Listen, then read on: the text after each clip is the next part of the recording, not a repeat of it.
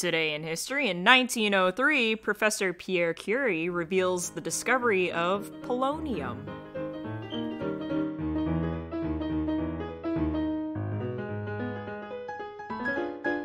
Welcome to What the Fuck History, where we discuss the wackiest and weirdest things that make us say, well, what the fuck history. I am your podcast count, Zachary von Voiceover, and I am here to say that things are pretty good in the Empire. Well, at least they're pretty good from where I'm sitting.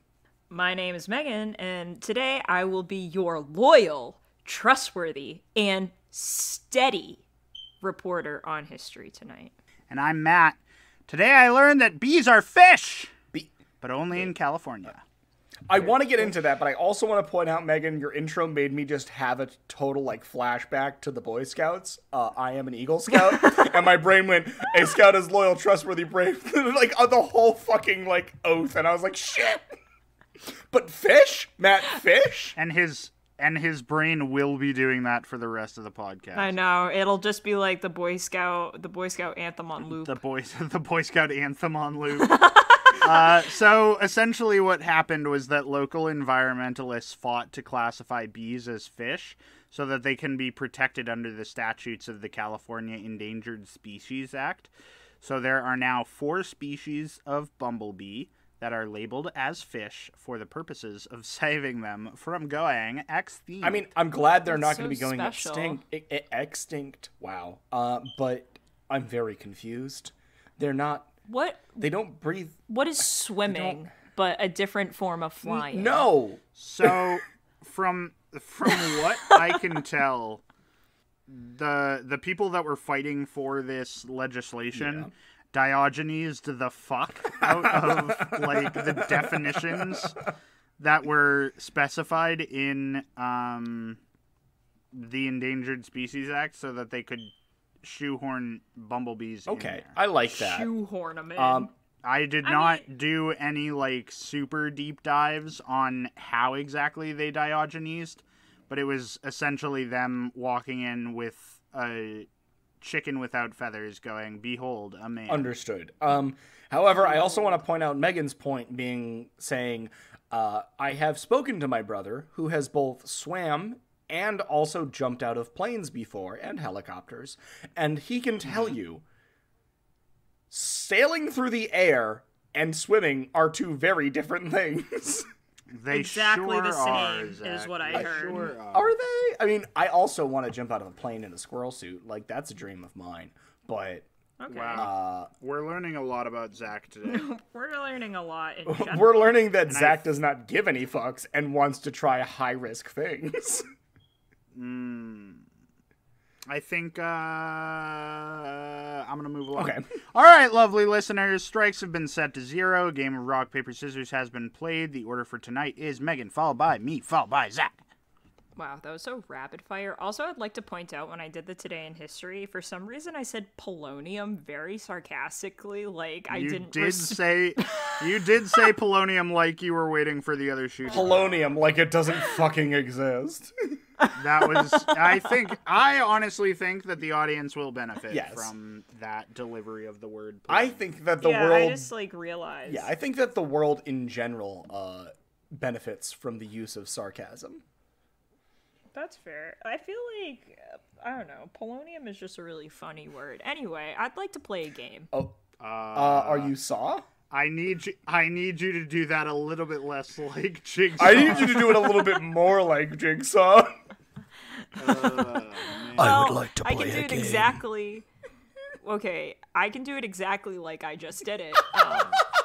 Yeah, just do that again. Yeah, let's play a game. All right. Got it. Yeah, imagine if Jigsaw came on and just said it very casually. Yo, bros, you want to play a game? I don't know why I kind of... Yeah, imagine if that little fucking puppet on the tricycle just, biked into the room and was like, hey, games? Games? One of them would be even better is if that little fucker biked into the room and the hands came off the bike and did those stereotypical New York Italian hands and was like, hey, you fuckers want to play a game? All right, I'll do one better. What if he didn't tricycle into the room, but he one-wheeled? Oh my god, if it was a unicycle? Okay, so... No. You're talking about the electric one-wheel. So what you're telling me is yeah. I'm imagining this puppet one-wheeling in, pulling a vape out of his pocket, ripping some sweet cotton, and just being like, you want to play a game? Yeah, I he's hate like... this so he's much, like, and I would implore us to move on with Megan's title for her notes. It's called Pug in Order. Pug in dun, Order? Dun, dun, dun, dun, dun, dun. Bum, bum, bum. So we're gonna play a game, and where it's like word associations. Sure. Okay. So you guys tell me what you think when you hear these words. So I'm gonna start with the first one. Yeah. Catholic. Shit. Pedophile. Okay, great. Cult. Catholic. Great. Mine would have been Kool-Aid. Okay, good. German. Catholic. It's all I can think about now. Okay. Lederhosen. Yeah, okay, this is good. I'm liking the difference in between you guys. And finally, pugs. Pugs? Yeah, pugs. Abomination. Okay. I don't think of a word. I just think of like someone taking a Stretch Armstrong and putting it in a hydraulic press. Okay. Yeah, all right. I think if I had to associate a sound with it, it would be that one character from fucking Hey Arnold that could never breathe right. Oh yeah, that kid. Yep. And Helga always punched him in the face. Yeah, right in the nose. And I think at one point that actually fixed his breathing. Wow. Helga, you Or saint. like, yeah, Helga like punched him in the nose, and he's like, "Hey, I'm fixed." This whole time, my breathing had been a cry for help. Just like pugs. Tell me more about pugs. So thank you for playing my game. It was a short, unjigsaw-like game. No one I'm died, sorry. thankfully. No one No one died. died. Only on the that we inside, know but that of. doesn't count. Okay, it wasn't that bad of a game. Now, let me tell you how all of these things come together in a beautiful yet unexpected gestalt. In 1738, Pope Clement XII said that Catholics could not become Freemasons, which was really rude of him to do. Even if like Catholics didn't want to become Freemasons, the fact of the matter was that they were now banned from having this option. Okay, so I'm all about keeping your options you open. can't join one cult if you're in another cult. I understand. Yeah, you have to have cult that's, exclusivity. The fuck is that called? A Cult exclusivity. conflict of interest. Yeah. Oh, yeah, okay. There's an actual... You don't realize it, but as you take a communal wafer, you're actually signing an NDA to not... It's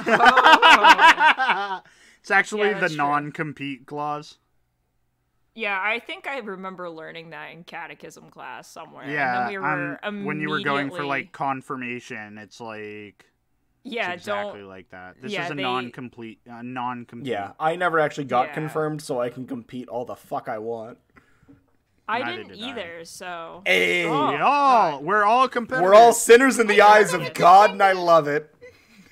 Amen, brother. My brother in Christ. My brother in Christ, amen. So, in 1740, a gentleman by the name of Clemens August, Oh my Duke God. of Bavaria, said, fuck that, and founded a para-Masonic society called the Order of the Pug. Oh, okay. Yeah. Here's the thing: if you're gonna start a cult, give it something better of a mascot than a fucking pug. But please continue. No, Oh my dude. god. No, Zach. This is perfect. It's perfect. Why? It's perfect. Because it's an abomination. I understand, but at least like if you picked a Chihuahua, that's a demon spawn. No. You know, to be fair, I don't think they knew it. I don't know when the Chihuahua was invented. Born? I'm I fairly don't know. certain that a pug is an eldritch being that simply true. existed. Okay. So I did get really distracted, and I wanted to know how long the Chihuahua has been around, and I could not find it. How long has Chihuahua been around? How long, Chihuahua? Have- Siri. Oh, yeah, so it's noted that they've only been around since the mid-19th century. They could not be the Order of the Chihuahua. Okay. Confirmed. I'm sorry. Like, this is a history podcast. We're dedicated to the facts. But why the pug is what you're asking? Is that what it comes down to? Yes, Zach? absolutely. That's what I'm asking. Well, just like my intro, they are loyal, trustworthy, and steady. I mean, have you seen a pug? There's an entire TikTok dedicated to a pug who can't be steady, so we decide what the day is going to be. It's a no bones day. So, I mean, so what I'm hearing is like they're true paragons of dog society, bones or no bones.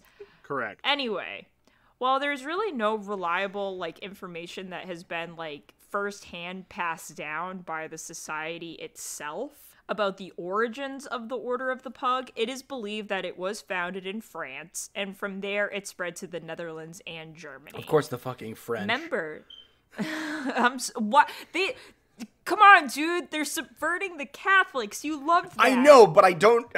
This puts me in a pickle, because do I love subverting the Catholics more, or do I hate the French more? I don't know. Okay. This puts you in a baguette. I'll be honest with you, Zach. Yeah. We can like some French. You're right. That's when true, they subvert Catholicism. The French, as a whole, as a nation, you get me on this Yeah. one. I'll give you that. Yeah, give them something, all right? Cheese-eating surrender monkeys. So know how normally you X things out on a bingo card? This time, circle it. That's a special spot. Just a special spot for the French this one time. Well, it can turn into a free spot. Yeah. Yeah. For this one episode.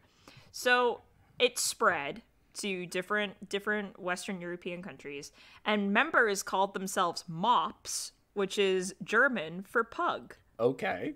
And each lodge had both a female and male lodge master who called themselves grand pugs and took turns running the lodge every 6 months. I hate absolutely everything that you just said. I only love one thing that you said, and that was equality between men and women. Yeah, I'm glad that you picked up on that. Also, please only refer to me as Meghan the Grand Pug from now on. Other functions of the order, such as secretaries and overseers, were also filled by both male and female members. But overall, the Grand Master of the lodge was always male. And, like, I guess I'll take it. You know, the fact that they were letting women in to begin with, and that they did hold positions of power is more than most other secret Catholic cults were doing in the day. You gotta take it where you can get it. Exactly. Take what wins you can. Yeah, that's true. However, in 1748, the order was banned by Göttingen University because the school didn't like the fees and control that the Venerable Order of the Pug was exerting over the student body. And after a government investigation, because I guess the German government really had nothing better to do, the order was closed at the school. Womp womp. Womp womp, you know? Like, they... I'm sure there were other things happening in Germany at the time. Well, I was going to say, at university, maybe not, but it's Germany, so I guess, yeah. I feel like there's always something brewing. Especially because Germans love beer. Hey! Hey! That wasn't even a low-hanging fruit. That was like a sideways hanging fruit. Like, I didn't even see it coming. It was out of nowhere. So in general, many German sources say that the order didn't last that long, but reportedly, the order was alive in Lyon as late as 1902, so maybe they were the one last pug theme strong. Okay. I just love the idea of, like, these fucking pug holdouts. Like, they'll never take our pug society. See, now you have that image, but I have the image of, because you said pug holdouts in this stronghold of, like, the Praetorian Guard, but pugs. Oh, yeah. Oh, yeah. Yep. But or only pugs. fucking Helm's Deep with pugs. Yeah, just picture, like, any very nightmare. dramatic, like, Knights Templar situation. But with and pugs. Replace it with It's the Crusades with pugs. Die because they can't breathe. Yeah, so they're very loud. Just breathing. A pug can't even hold a They're fucking like, sword. I used to... I love that that's your point of contention. Well, yeah. How are they That's going to not crusade if they can't hold a sword? We're talking true. about completely hypothetical situations where a pug would be like, or like a fucking theatrical piece of work where a pug is just the main character in a crusade. And Zach's point of contention isn't the fact that they die from the exertion, it's that they can't hold the swords to begin with. He's not wrong. They cannot. Zach, Yeah? I would like to point your attention back to the Dark Souls games which you've played, Ugh. or at least know And I about, hate- and that one wolf that can carry Okay, the don't, fucking don't, sword in don't. its mouth. Okay, first off, don't bring Sif into this conversation. I don't Yeah, like he has a Dark name. Souls, but I can stand Sif. Sif is the goodest of boys, protecting over his corrupted master as best as he can. He is a good boy. He is also fucking huge. All I'm saying is you can put a fucking toothpick in a pug's Okay. mouth, and it's the same thing as it holding. No, a it's sword. not, because It's A, true. Sif is gigantic. I'm getting very deep into this. I apologize. He's getting so upset. Rant starting in He's 3, like- 2, 1, fucking go. Sif is huge. He's like 10 times the size of the player character. Not only that, but he is a wolf-like dog, therefore has much longer snout. Have you seen a pug? There is no fucking snout on that piece of shit. However, I understand your point. Yeah. Okay, listen. They could definitely hold a butter knife in their mouth. That is was a all I'm saying. whole fucking. They could hold a butter knife. Anyway, I'm not done with this story.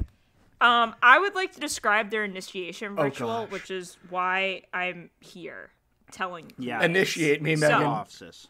Yeah, Go I'm off. about to initiate you. So, if you wanted to be, in the order of the pug, you had to first wear a dog collar and had Yes. Yes, daddy. Kinky? please, I love it. Wear a dog collar and had to scratch at the door to be admitted inside. I do that now. Well, you are almost there because there are other steps. Fair enough. I also just want to note, for the edification of my fellows here, I am posting in our general notes chat a picture of what pugs used to look like. back in the Oh, day. didn't they have bigger schnozzes? Bigger Did have Yeah. bigger schnozzes. Bigger schnozzes.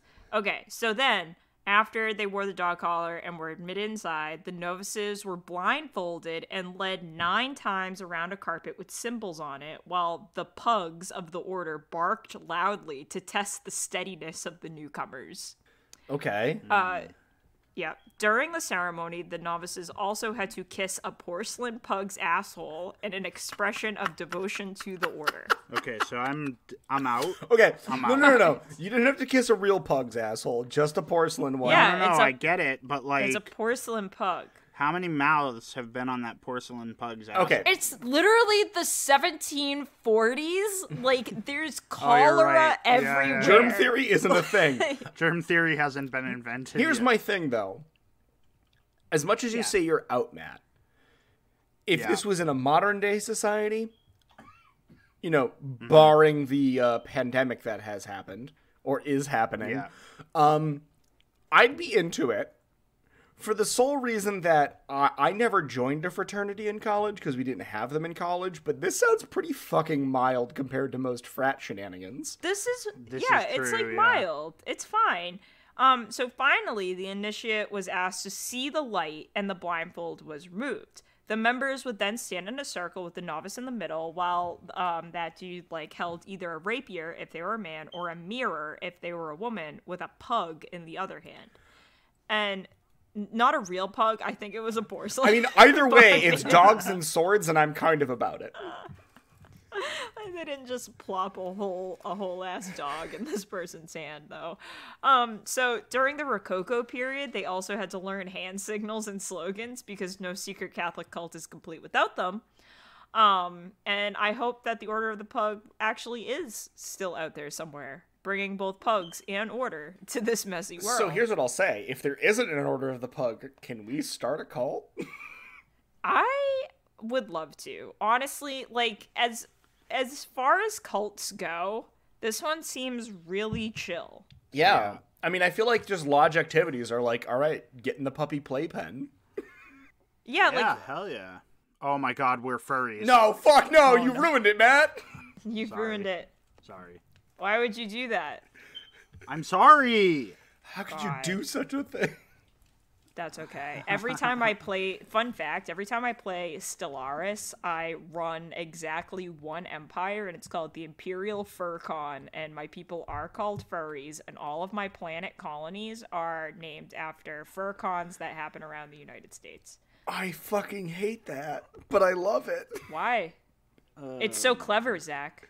I mean, it's the same thing as me when I play Civ 6 and make my religion always big goth titties. So what can I Yeah, say? you can't even talk. You cannot even talk. But don't you also worship the big goth titties?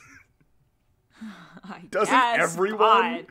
Anyway, I Also- should probably step in now. Yeah, you should probably Take us away. You should probably take this away from us. Now, listeners who have been with us for a while know that Papa Matt loves a good war story.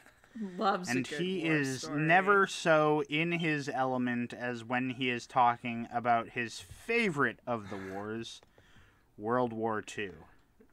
Nice. Unfortunately, we are not talking about World War II today. We are instead talking about the prequel, which had the same good guy and bad guy, but with way different director.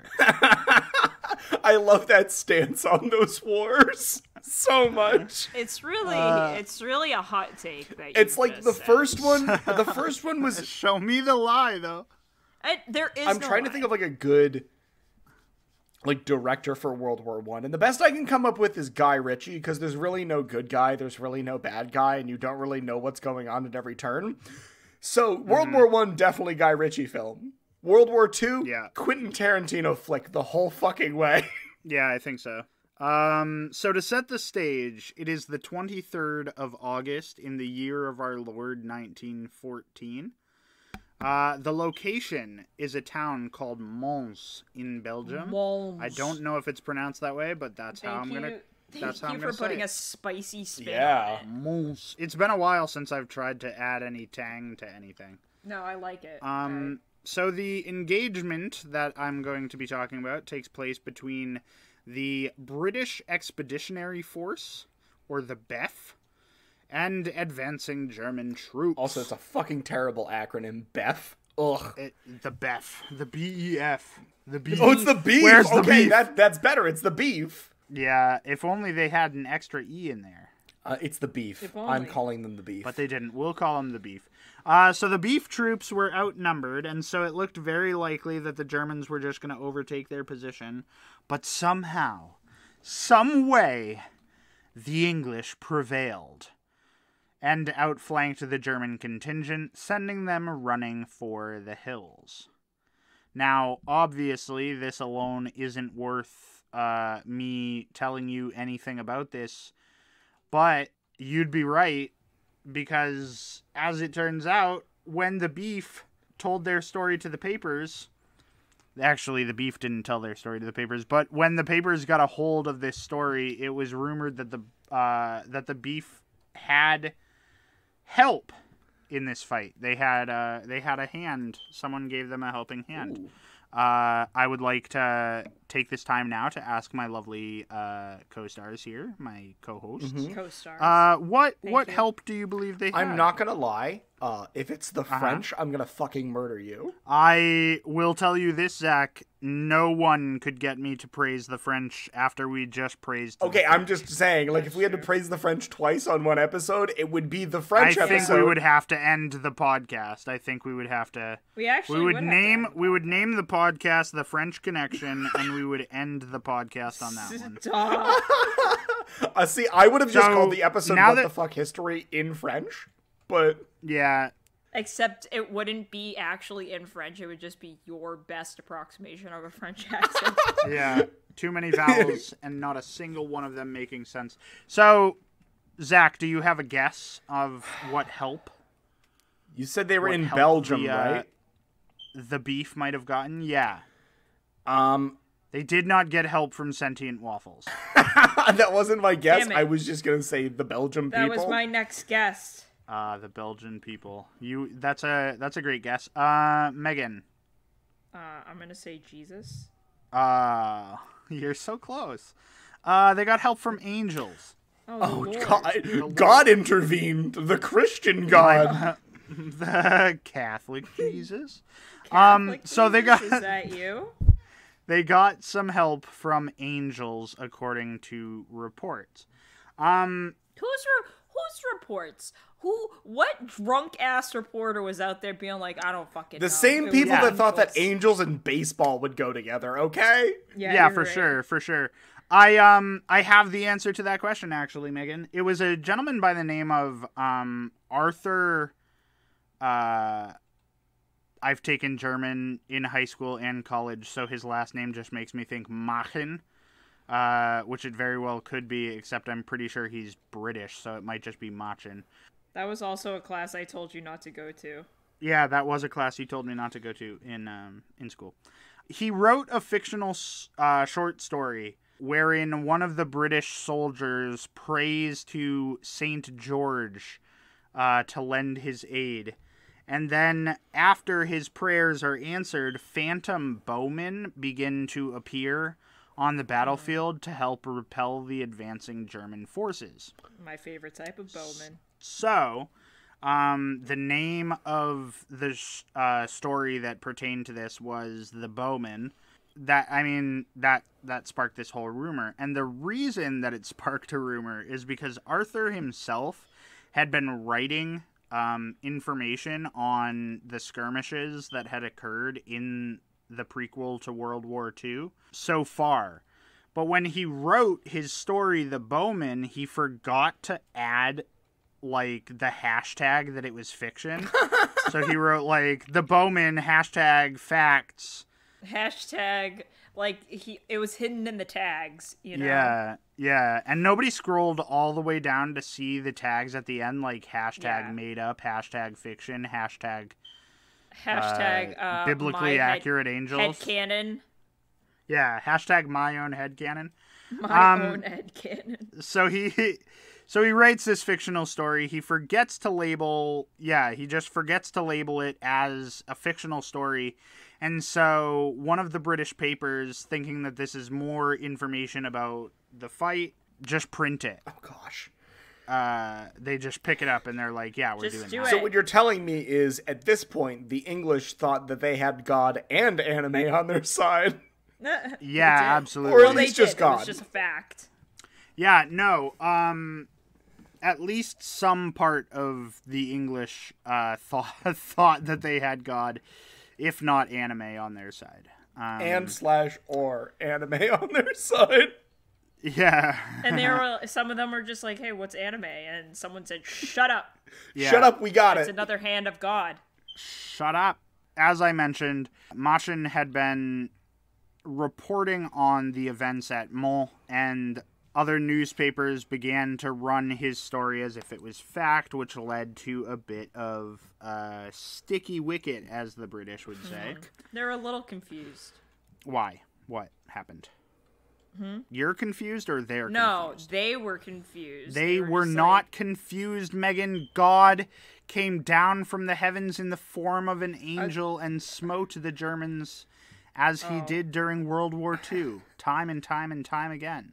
Oh. You know what's sad? I feel like this is just a campaign slogan in like Georgia or something. It absolutely is. Oh, God will smite thee if you do not be God careful. will smite my enemies. God will send his angel Gabriel to plunge the sword into your sin. God.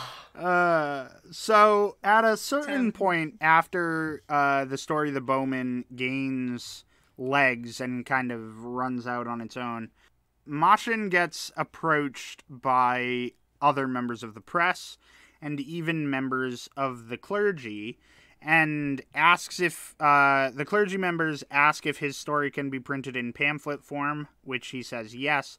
But the clergy also does a very interesting thing, which is they ask for more information about his sources. And He's like, my eyes and faith. and he he responds by saying that he has no sources because they don't exist, because it was an entirely made-up story. Damn, dude. Devastating. He doesn't... Devastating to the movement. He doesn't, like, try and ride the wave of this story, so he just sits there and goes, yeah, no, I made it up. And you know what the clergyman said to him? What? Don't tell other people that. Hashtag not my truth. And they printed his story anyways, but of course, because they're clergy, they made it an angelic presence, clad in white armor. Okay. So Machen himself then wrote the introduction for a book that I can't remember the name of, but it entailed stories from World War I. I think it was called like The Phantom Bowman and Other Legends of the War, but I could be wrong. But anyways, completely unmade up. Other made up bullshit from World War I. But he wrote the introduction, and in the introduction he said, "It seemed that my light fiction had been accepted by the congregation of this particular church as the solidest of facts. And it was then that it began to dawn on me that I had failed in the art of letters. I had succeeded, unwittingly, in the art of deceit. This happened, I should think, sometime in April, and the snowball of rumor that was then set rolling has been rolling ever since, growing bigger and bigger, till it is now swollen to a monstrous size." Damn, that is some impressive So he stuff. basically just writes this whole introduction that's like, I lied to everyone, and now it's gotten too big for me to put a cap on it. But he didn't even do the lying, which is really interesting, because he just wrote a story and forgot to hashtag it as fiction. Someone lied for me, and I feel real bad. Someone lied for him, and then the clergy got a hold of it, and they went, yeah, we're gonna take this back to our place. And have our way with it. Fuck. And have our way with it. And then we're just going to move the priests around so that you can't figure out which one of us was diddling your story. Oh, no. It got too real about both the clergy and the police. So once the church got a hold of it, there were obviously differing accounts on whether it was phantom longbowmen or if it was angelic warriors.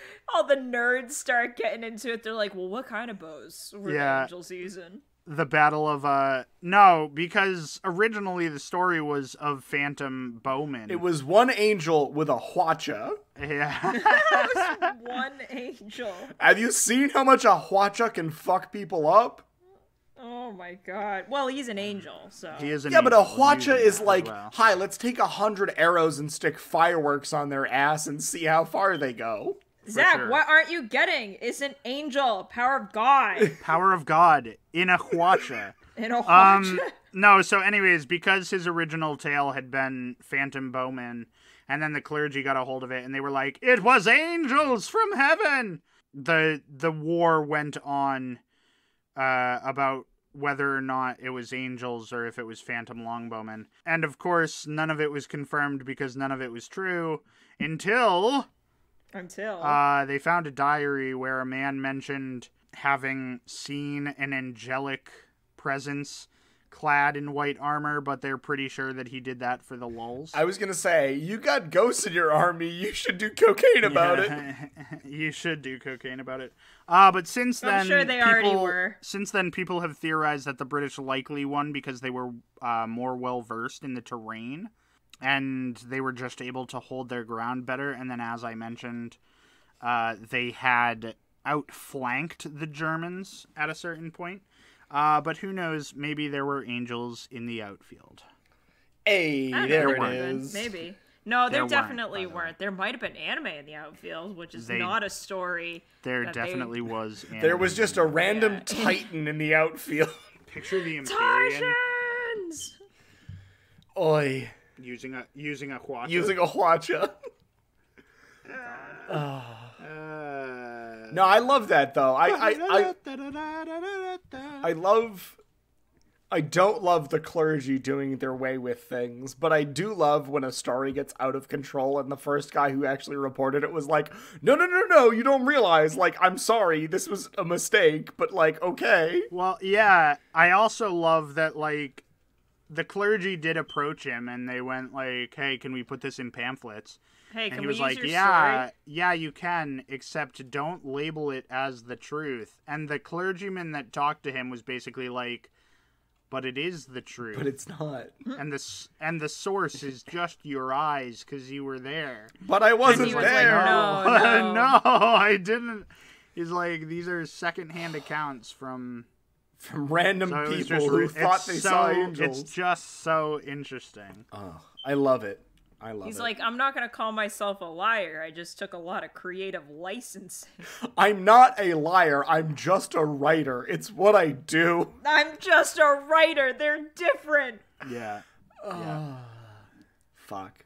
But anyways, that's my great story. That's when I'm going to start screaming at people. Like, they're going to be like, can you help me? And I'm going to be like, I'm just a writer. That's my excuse for everything. You kidding me? I saw like a post where it was like, date yourself a writer because they'll procrastinate by cleaning the house and doing the dishes and all the busy work that you want done but you never do before they actually edit a goddamn word.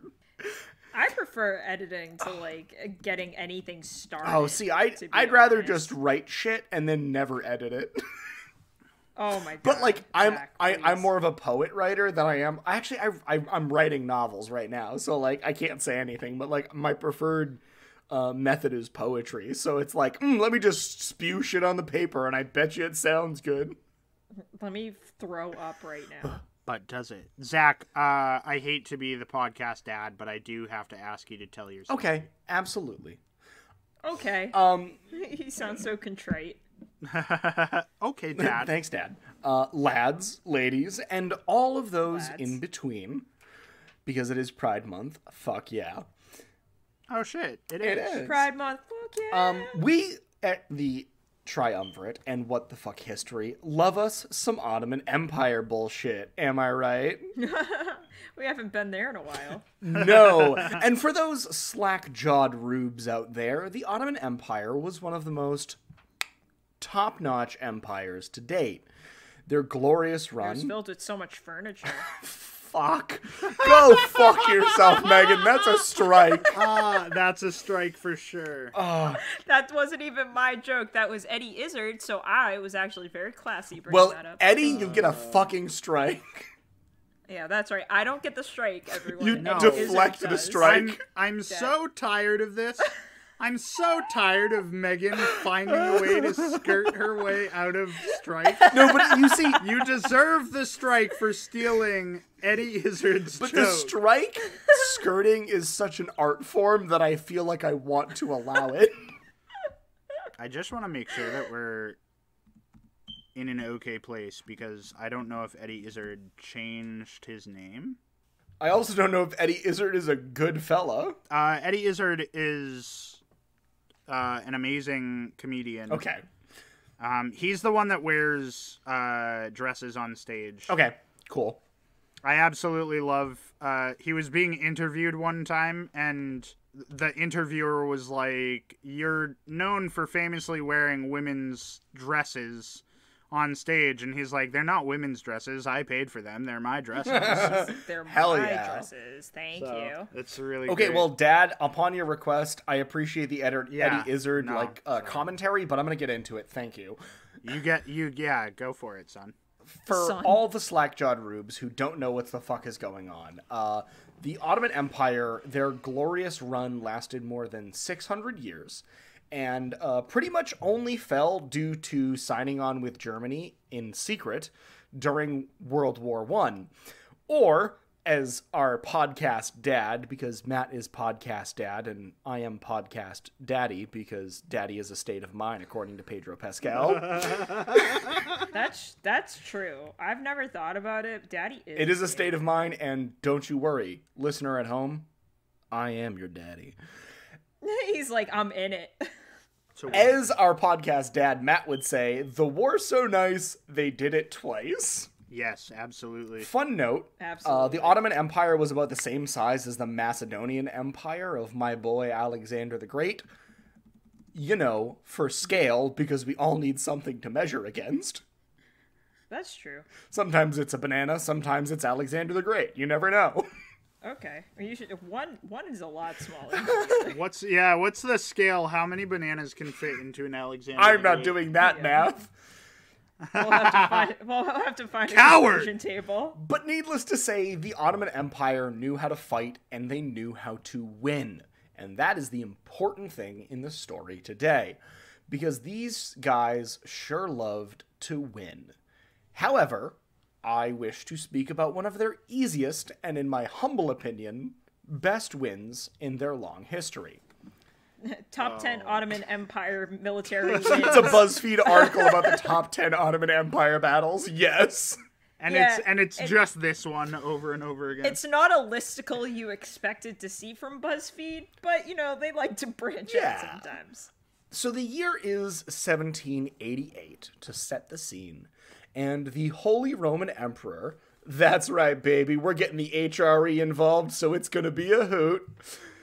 The Holy Roman Emperor Joseph II, I don't know if it's Joseph or Joseph, I don't know. Or I Grosef. think for comedy's sake, It's gonna be Joseph. Joseph. So Joseph II, Holy Roman Emperor, is launching his second campaign against the Ottoman Empire. Because that bitch really wanted Belgrade for some reason. And also because the Holy Roman Emperor had a thing against Islamic people. But, you know, we're not going to get into that. We should, but we won't. Not yet, because there's a lot to cover. So, the Austrian army, under the command of the wonderfully named, are you ready for it? Yes. General Gustav Wilhelm von Walterspен. Oh my goodness. You I said love so that. many names. I love that journey for him. Or as I will forever be referring to him as General G. Willie. Yes! General G. Willie of the Austrian Empire under the HRE leads 800,000 men strong in an army. Instead of Belgrade being the target this time, it is Romania. Because the HRE dickbag was like, oh, let's go save Hungary and start another campaign. Because it's just guys being dudes starting wars. Just guys being dudes. Just all these guys being... Committing moitas. So this army was big, but it also was exhausted and quite frankly low on morale due to the fact that there was a lot of disease running around and kind of circulating throughout the army. You have 800,000 people sitting in one spot together. You're bound to have a disease or two continue to pop up. Just a few. So it's like the wave, but with diseases. it's like a wave, but with vomit. Ew, no. So this sickness was like plaguing the whole group, and finally, as they marched their sick asses, not in like a cool way, but in like a way. yeah, you know. They marched it, and they finally make it to the valley of, and I'm gonna butcher this because there's a lot of like Turkish and Islamic words in here that I'm not familiar with. Steve, get on it. But yeah, hey Steve, please fucking bail me out. But they marched to the valley of Kerensbees. And this is where things start to fall apart even more. This big-ass army ends up camping near the Temiz River and learning that the Turkish army was nearby to their position. It happened to be a very dark night, and the moon, peering ever so slightly from the clouds, offered little in the way of light. Sorry, yes? Zach, I hate to do this. Mm-hmm. Are you about to tell a story about how they fought themselves? Yeah. I already told this story. No, you didn't. Yes, I did. When? Like 10 podcasts ago. Fuck me up the ass with a roll of quarters. That's it. We're done. Good night. I'm no longer talking about this. Oh my god! I was positive you had not talked about this. Oh my god, guys. This is a podcast first, but Zach totally got halfway through a story that I already told. No. Are No. you sure? Yeah. I am 100% positive. I didn't go into near as much detail as you have. Okay. But I definitely told a story about how they they run over the river. Yeah. And then they get drunk, and then they shoot at themselves. And then they get drunk, and then they start shooting at each other. Yep, I told this story. Oh, shit. But you know what? Because I am a professional, a goddamn professional, I have a tiny story to talk about. Yeah, you're going to have to go back and check the notes, but I'm 100% sure that I told this story. If you did not tell this story... Oh, my dad says he remembers. I don't... And he's got a mind like a steel trap. I don't remember this episode. Well, I think, like, also, I didn't remember either because obviously you guys have different cadences. We have different narration styles. Yeah, you have different narration styles, so I was like, okay, the Ottoman Empire, you know. Yeah, Zach started all the way back at the Ottoman Empire. I was like, you want to hear about these dumb fucks that got drunk and... Yeah, right. Yeah, because now I remember it. I remember you telling a story about them getting drunk. Feel free to tell us this other little story. Listeners, you just got a once-in-a-lifetime treat because we will now be putting plans in place to make sure that never happens again. I was going to say, I mean... Oh, jeez. Okay, so... I'm so sorry to have taken the wind out of your sails. The sails fully fucking taken away from. Sorry. Oh, jeez. Okay. All right. I'm going to make this a little bit snappy because it's fun. But basically, and I don't have any notes on this, so I am just fucking winging it. Imagine if this is another thing that I've already talked about. It's not. I know it's not. Okay. Okay. Zach, this is why we have to stay out of his like, yeah, stay out of World Wars. I did stay out of World Wars. It was before the World Wars. You can't even be near wars. I'm gonna get to a point where I'm just taking all the war stories. Oh no! Hi, I'm the podcast dad, and if you've got a story about war, I'll tell it. Gods. All right, fuck. Tell us this snappy story. I'm so It's sorry. a little funny. It's a little funny. I'll take 3 strikes, and I'll just listen. Okay. Here's the thing.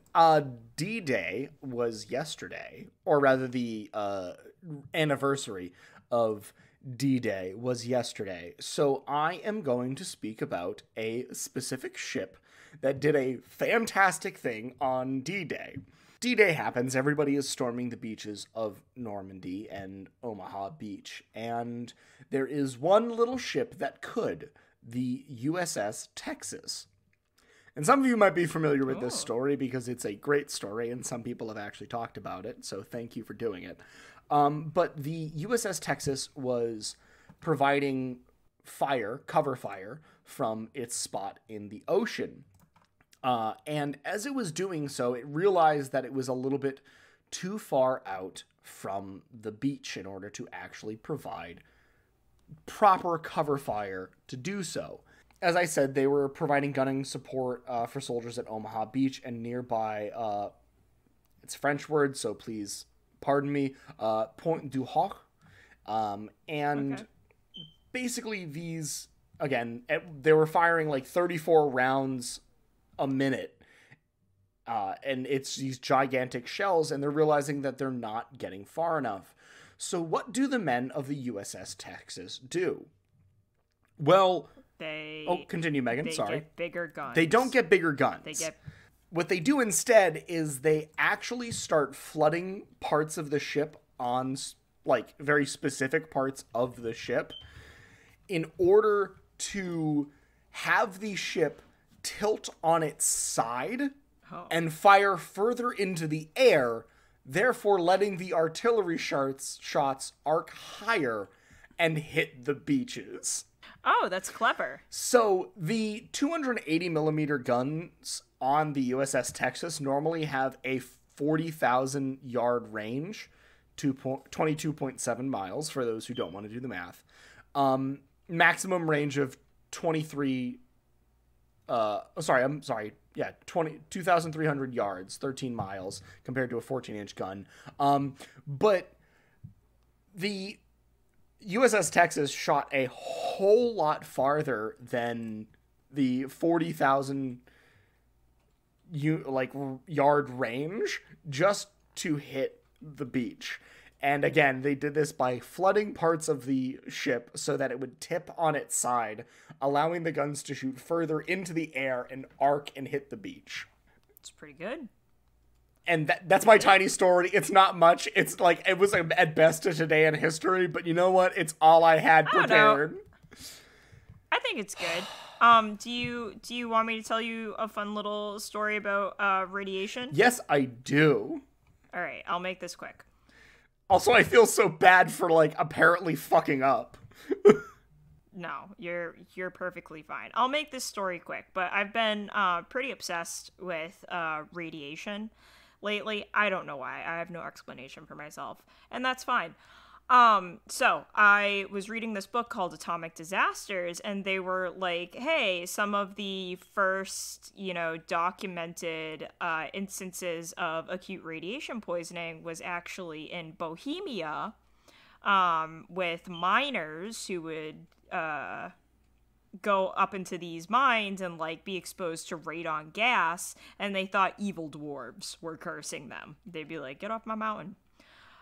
So my story takes place really briefly in the Ozarks in Missouri, where these 3 hunters were out on a trip, and they had lost their dog in one of the holes, like a rabbit hole. And they were like, oh, fuck, like, we gotta go get this dog. And when they were looking for it, they came across a cave, and they went in, and it was really strange. It was filled with, like, this almost perfect silvery material. And the further they went in, they started, like, not hallucinating, but, like, their vision started blacking out, and, like, one of them fainted, and, like, they essentially had to run out of the cave because there was a lack of oxygen. But what they had actually run into was a very pure uranium ore mine. Damn, okay. And they did start experiencing acute radiation sickness because the one that they had to pull out of the cave that had blacked out from the lack of oxygen, his skin started peeling off. So they thought, like, he had been cursed in the cave. I think I would have felt cursed too. Like, if my skin starts peeling off, I don't think, ooh, bad rock. I think bad vibes. Yeah, and the reason why there wasn't really any oxygen in the cave anymore is because it had all been replaced with radon, highly concentrated radon gas, and that's my story. Oh. Well, I mean, I almost died of inhaling too much CO2, and that was pretty shitty, so I think dying... What was that? What? When did you do that? Oh, I accidentally took off the wrong pipe at work, and it busted the CO2 main line, and I tried to fix it, and they were like, oh, yeah, you just breathed in CO2 for like 2.5 minutes straight, and I said, I should be dead. Oh, Casual. I like how Matt gave himself 3 strikes. I know. But I think we are wrapping up our terrible mess of a podcast right now, at least on my end. So listen, I don't think it was a mess. I liked it too. That's why we call it. That's why it's What the Fuck History. Yeah, what the fuck, Zachary, is the question today. What the fuck, Zachary? Am I allowed to come back in since please. we're at the You were allowed to come back in the whole time. I was going to invite What you do you back mean in. the whole time? You're the one who gave yourself the strikes. I gave myself the strikes, but the rule is you don't talk till the end of the podcast. Well, it's the end of the podcast. All right. Well, then I guess I should probably butt in and say the following. What the fuck, history?